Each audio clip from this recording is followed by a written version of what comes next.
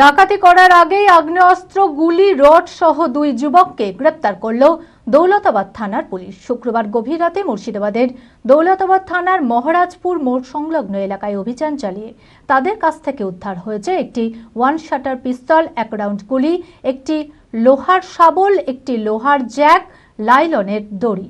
শনিবার ধৃতদের 7 দিনের পুলিশি হেফাজতের আবেদন চেয়ে বহরমপুর জেলা জজ আদালতে তোলা হয়। মানসিক স্বাস্থ্যের জন্য সবার আগে যে নামটি মনে ভেসে ওঠে, সুস্থ মনের ঠিকানা মনোবীক্ষণ। যোগাযোগ নাম্বার 7477799516। গোপন সূত্রে খবর পেয়ে শুক্রবার গভীর রাতে মুর্শিদাবাদের দৌলতাবাদ থানার মহারাজপুর মোড় সংলগ্ন এলাকায় অভিযান চালায় দৌলতাবাদ থানার পুলিশ। অভিযান চালানোর সময় গভীর রাতে দুই যুবক ঘোরাফেরা করায় পুলিশের সন্দেহ হওয়ায় তাদেরকে আটক করে তাদের কাছে তল্লাশি চালিয়ে উদ্ধার হয় একটি ওয়ান শাটার পিস্তল, এক রাউন্ড গুলি, একটি কোহার শাবল, একটি লোহার জ্যাক, লাইলনের দড়ি। এরপর দুই যুবককে গ্রেপ্তার করে পুলিশ। ধৃতদের নাম টনিক শেখ এবং সহিমত শেখ।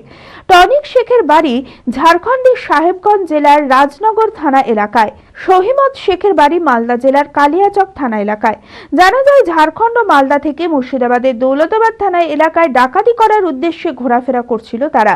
গোপন সূত্রে খবর পেয়ে ডাকাতি করার আগেই গ্রেপ্তার করে পুলিশ। শনিবার ধৃতদের 7 দিনের পুলিশ হেফাজতের আবেদন চেয়ে বহরমপুর জেলা জজ আদালতে তোলা হয়। এই ঘটনায় আর কে বা কারা জড়িত রয়েছে তার তদন্ত শুরু করেছে দৌলতাবাদ থানার পুলিশ।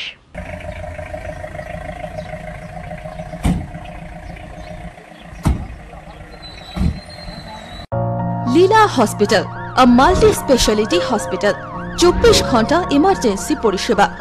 লীলা হসপিটাল, বহরমপুর, মুর্শিদাবাদ।